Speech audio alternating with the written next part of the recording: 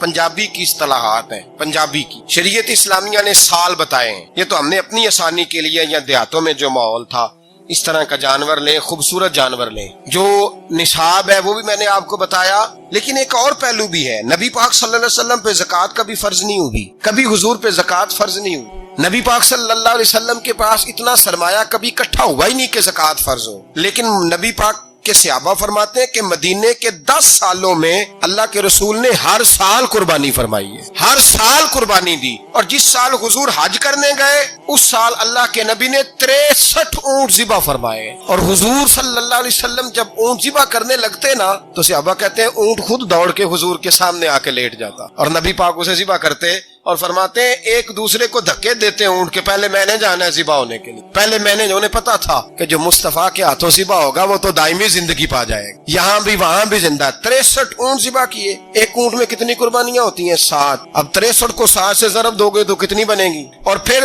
نبی پاک صلی اللہ علیہ وسلم نے 10 سال مدینہ منورہ میں قربانی دی، ہر سال۔ اب وہ 63 اونٹ، ایک اونٹ میں 7 قربانیاں، ہر سال یہاں قربانی، اور مولا علی شیر خدا فرماتے ہیں نبی پاک 2 قربانیاں دیتے۔ میں نے کہا حضور 2 جانور ذبح کر رہے ہیں آپ، تو حضور نے فرمایا ایک میری طرف سے، ایک میری امت کی طرف سے، غریبوں کی طرف سے، اور حضرت علی کو حضور نے وصیت فرمائی تو 2 دیا کرے گا۔ یا رسول اللہ صلی اللہ علیہ وسلم میں غلام ہوں، خادم ہوں۔ حضور نے فرمایا علی ایک تو نے اپنی دینی ہے، ایک میری طرف سے دینی ہے، 2 قربانیاں۔ مولا علی نے بھی ساری زندگی 2 قربانیاں دی۔ حضرت علی بھی مال کے نصاب نہیں، اپنا مکان ہی نہیں تھا، کوئی کاروبار نہیں تھا، کئی دن فاقے رہتے تھے، پر قربانیاں کتنی دیتے تھے؟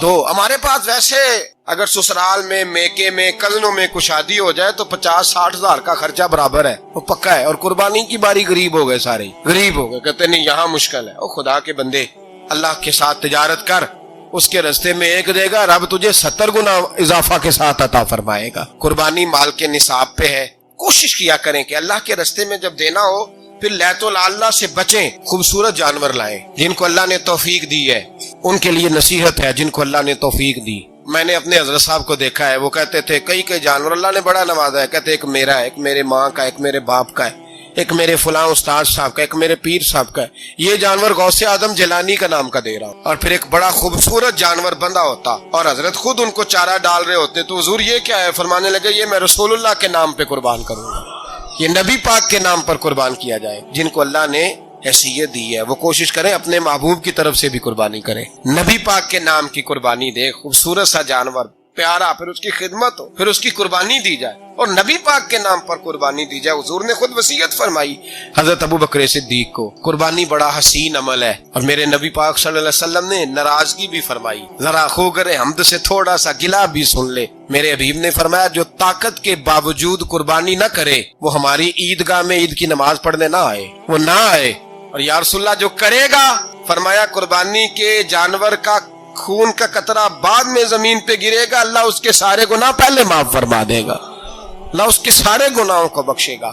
قربانی کریں، خوبصورت انداز میں کریں، اللہ کی رضا کے لیے۔ بزرگوں نے لکھا ہے 3 حصے کرو گوشت کے، ایک گھر میں رکھو، ایک رشتہ داروں میں بانٹو، پڑوسیوں میں بانٹو، اور تیسرا فقط غریبوں کو دو۔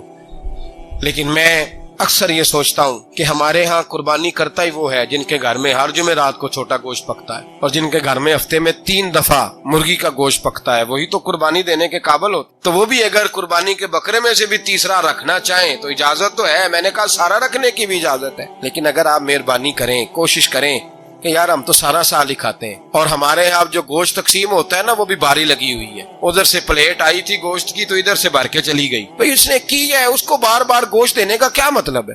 آپ یہ دیکھیں عزیزوں میں، رشتہ داروں میں، اور میں اگر تھوڑا سا آپ کی توجہ کرانے میں کامیاب ہو جاؤں تو سفید پوش لوگوں کو دیکھیں، کچھ سفید پوش ہیں، سفید پوش جن کے اوپر قرضے ہیں، بیماریوں نے جکڑ لیا ہے، گھر میں بڑے بڑے سخت مریض آ گئے ہیں، سفید پوش پہلے دیا کرتے تھے، آپ ان سے پوچھتے ہیں صاحب قربانی، تو بات کو ٹالتے ہیں، وہ کہتے ہیں سوچ رہا ہوں کوئی حصہ ڈال جائے، پردہ پوشی کرتے ہیں، کہتے ہیں کہیں حصہ رکھا ہوا، پردہ پوش۔ اکثر وہ لوگ قربانی نہیں دے پاتے، اکثر دیا کرتے تھے اب نہیں دے پا رہے، کیوں؟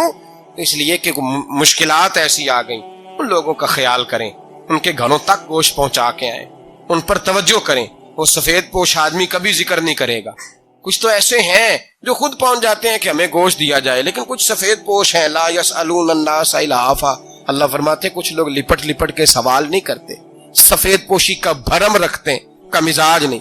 ان کی طرف دیکھیں, اپنے رشتہ داروں کو دیکھیں, خاص کر ان رشتہ داروں کو دیکھیں جن کا آپ کو پتا ہے کہ غریب ہیں, مجبور ہیں, ان کے گھروں میں گوشت بھیجیں. غریب بیٹیوں, غریب بہنوں کا خیال کریں, اس طرف متوجہ ہوں, ان کے ساتھ اس نے سلوک کریں, اس طرف آپ لوگ خیال کریں. اللہ ہمیں سمجھنے کی توفیق عطا فرمائے.